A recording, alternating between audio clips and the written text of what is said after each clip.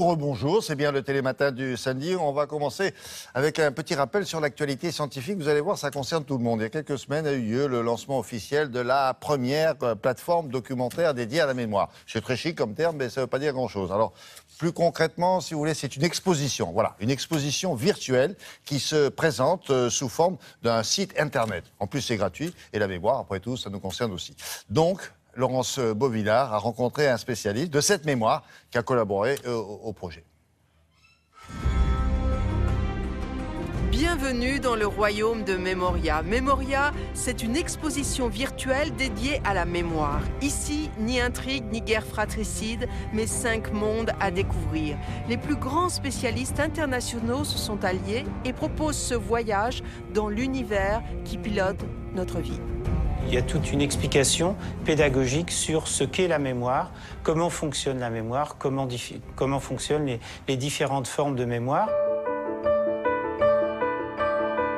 On découvre ces différents thèmes de façon extrêmement interactive, c'est-à-dire qu'on peut faire des jeux, on peut visualiser des petites interviews. C'est extrêmement diversifié et surtout très facile d'accès.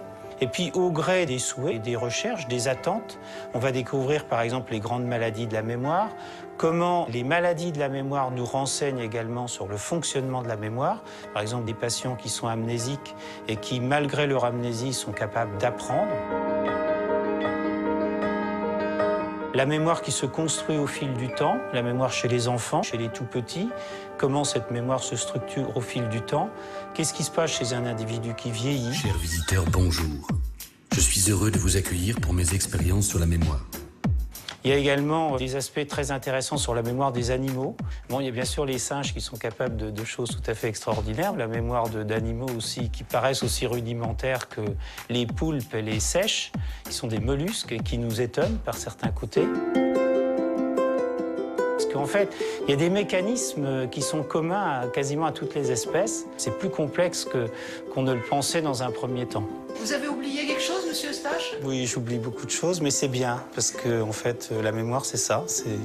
C'est à la fois mémoriser et puis c'est oublier des tas de choses superflues. L'un des pionniers de l'exploration du cerveau était un chirurgien français du 19e siècle, Paul Broca. 150 ans plus tard, grâce à l'imagerie médicale, nous sommes capables de suivre le trajet d'une pensée dans notre cerveau en temps réel. La prochaine étape est pour 2024. Un projet scientifique européen prévoit de reproduire, de simuler un cerveau humain et grâce à ça de proposer de nouvelles thérapies médicales destinées à soigner les 2 milliards de patients dans le monde souffrant de pathologies neurologiques. Merci beaucoup. Une revue de presse